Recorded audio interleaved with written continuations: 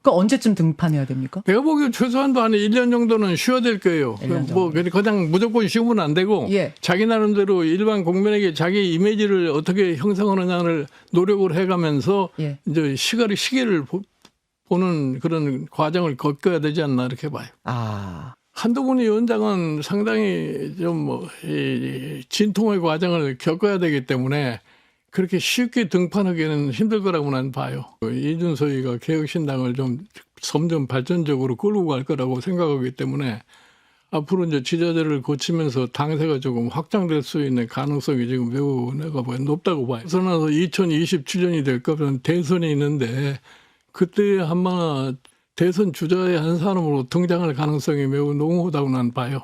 어떻게 전망하십니까 개인적으로? 김종인 전 비대위원장의 그 타율이 굉장히 낮아지고 있는 거 아닙니까? 아, 그런가요? 지금 처음에 뭐 그 박근혜 대통령이나 문재인 대통령 시절에는 2타수 2안타니까 거의 18이라고 합니다면 그 이후에 들어선 타석에서 저는 제 기억에는 계속 지금 타율이 낮아지고 있는데 땅볼입니까, 삼진이? 거의 2할 때 정도로 지금 보여집니다. 그래서 그 크레딧이 얼만큼 믿을만한가를 생각을 해보고요.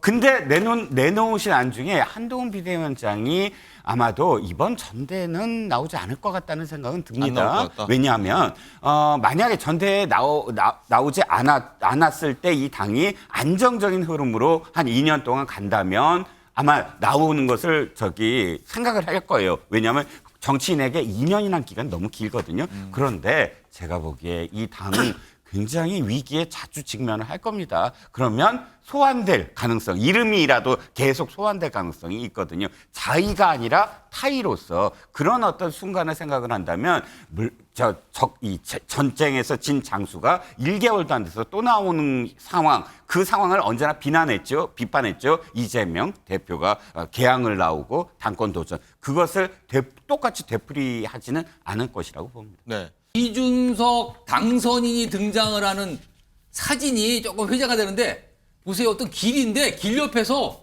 당선인 인사를 저렇게 하네요. 일하게 해주셔서 감사합니다를 목에다 팻말을 걸고 90도 인사를 계속 저렇게 했다 그러네요. 최근에. 그리고 이 모습을 본 유권자로 보이시는 분이 어떤 게 글을 올렸는데 SNS상에 60평생 당선 인사 저렇게 하는 거 처음 봤다. 당선 인사를 저렇게 90도로 그냥 선거운동보다 더 강하게 하는 거 처음 봤다. 이런 반응이 나왔네요. 자, 그럼 어떤 모습인지 뭐 여러 가지 이준석 대표의 모습이 있거든요. 확인해 보겠습니다. 안녕하세요, 이준석입니다. 저희 지역구에 있는 모든 아파트를 한번 직접 방문하고 다 공부해가지고 가보려고 합니다. 높은 교육열과 반도체 중심 도시에 걸맞게 문화예술 의료 3대업 구축을 호연 이음터를 누릴 수 있는 동탄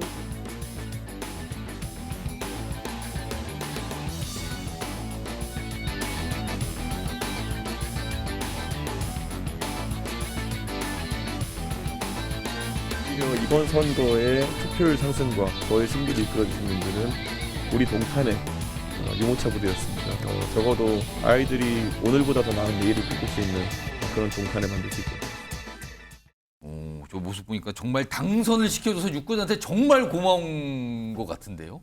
정말 고마웠겠죠. 만약에 이번에 당선이 안 됐으면 어떻게 됐겠습니까? 정치적인 사실 운명에 어떻다 저렇다 이런 전망이 많았었거든요. 그다음에 이제 마지막까지 예. 여론조사 공표 그 블랙아웃 직전까지 예. 이준석 대표는 그 민주당의 공영훈 대표한테 오차범위 밖으로 졌었어요.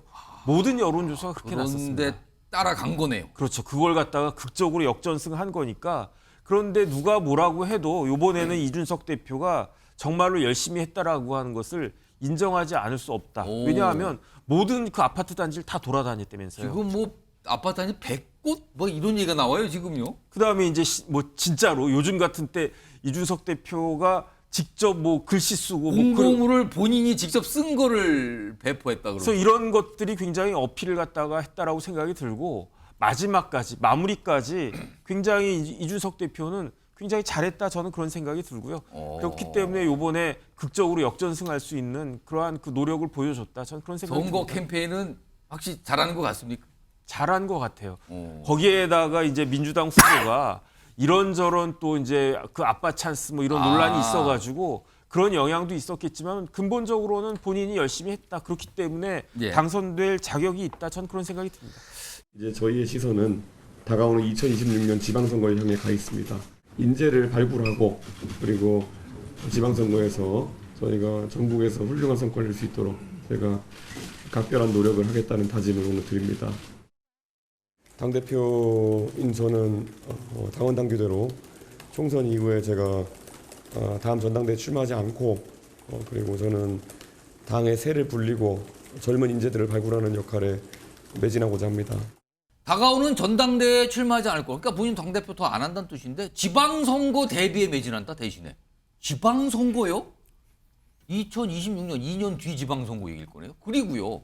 이건 글도 이렇게 썼는데 오늘은 이렇게 얘기를 해요. 2년 뒤 지방선거에선 기획부터 공준영까지 책임지고 놓을 것이다. 이번 선거는 본인 지역구 때문에 제대로 못했다. 이때는 제대로 할 거다. 지방선거 얘기를 또 꺼내놨습니다. 김지호 부대변인? 아니 2년 남은 지방선거 총선 끝나자마자 지방선거 얘기를 하는 건 뭘까요? 일단 뭐 이준석 대표 동탄에서 좋은 기량 보여서 당선된 건 저는 축하드립니다. 어. 그런데 예. 저는 이준석 대표가 이번 총선에서 3석 얻으려고 예. 자신이 당대표로서 대선 지선에서 승리한 국민의힘을 탈당한 것인지 되묻고 싶습니다. 아. 이준석 대표의 가치는 보수 정당에서 빛난다고 저는 보는데요. 당선된 3분이 사실 대중적 인지도는 있을지 몰라도 오. 3명이서는 입법 발의조차 안 됩니다. 사실 현실이 그렇죠. 예, 아니, 뭐 3명이서 뭐 발의가 뭐가 되겠어요. 사실 국회 활동으로 두각을 나타내기가 어렵고 그렇다면 아마 처음에는 뭐 이것도 하겠다 저것도 하겠다 이렇게 얘기했지만 좀 지나고 나서 보니까 이게 좀 불리한 형국이거든요. 그러다 보니까 뭔가 좀 본인은 지방선거를 기획하고 준비하겠다 이러면서 자기 볼륨을 키우려고 하는데 사실상 예. 본인이 어떤 선거운동을 잘해서 이번에 당선되고 3석 얻었지만 저는 이준석 대표도 이번 총선에 승자라고 보기는 어려울 것 같습니다. 뭐 3석으로 뭘 할 수 있겠어요. 짧게 김철 교수님께서 한 1분 정도 드릴 텐데 정말 여당간 앞으로 계속 뭐 손을 잡거나 같이 가거나 합당하거나 이런 거 절대 없을 걸로 보십니까? 일단 뭐 당분간은 개혁신당의 이름으로 계속 할 것 같아요. 당분간은. 예, 왜냐하면 그럼. 총선에서 어떤 본인도 당선됐지만 조금 의미 있는 성과를 냈거든요. 왜냐하면 어쨌든 본인이 비판했던 기성정당이 지역을 기반으로 하고 있다면 예. 지금 이준석의 개혁신당은 어떤 지역 기반이 아니라 어쨌든 뭐 MZ 세대라든가 어떤 새로운 어떤 세대에 대한 예. 그런 소구력이 있기 때문에 나름대로 조금 뭐 성과를 낸 게 아닌가. 그리고 아마 본인이 워낙 정도 뭐 정치 IQ가 높기 때문에 지금 지방선거라든가 그 다음에 2027년 아마 대선 로드맵까지 어느 정도 그때 개혁신당이 어떤 모습을 갖추고 어떤 형태로 아마 뭐 후보 단일화라든가 아니면 어떤 정당 간의 연대나 이런 것들도 아마 고민하고 있지 않을까 이렇게는 보입니다. 이준석 개혁신당 대표가 국회의원 도전 4수 끝에 또 정계 입문 13년 만에 국회에 입성하게 됐습니다. 여러 가지 계산도 많이 하고 있지만은 결국 국회의원이 되는 데 필요하고 그리고 주민들의 선택을 받는 데 필요한 것은 진정성 하나였구나라는. 이 대표가 당선된 경기 화성을은 이원욱 의원이 민주당 소속으로 내리 3선을 한 야당 강세 지역입니다. 국민의힘 한정민 후보와 보수표를 나눠 가지며 더불어민주당 공영훈 후보에 크게 밀리는 듯했지만 막판 역전 드라마를 만들어냈습니다. 이준석 대표가 명실상부한 대선 주자의 면모를 보여드렸다라고 생각합니다. 개혁신당은 정말로 한국의 마크롱이 될 수 있는 멋진 젊은 대선 주자를 보유한 정당이 되었다. 최연소 여당 대표를 지내다 윤석열 대통령과의 갈등 끝에 탈당한 이 대표는 당선 소감에서 곧바로 윤 대통령의 날을 세웠습니다. 왜 당을 옮겨가지고 이렇게 출마할 수밖에 없었을까라는 것에 대해서 윤석열 대통령께서 한번 곱씹어 보셨으면 하는 생각입니다. 여당 패배 속에 개혁보수 정당으로서 절반의 승리를 거둔 이 대표가 향후 국회에서 어떤 역할을 할지 관심이 쏠립니다.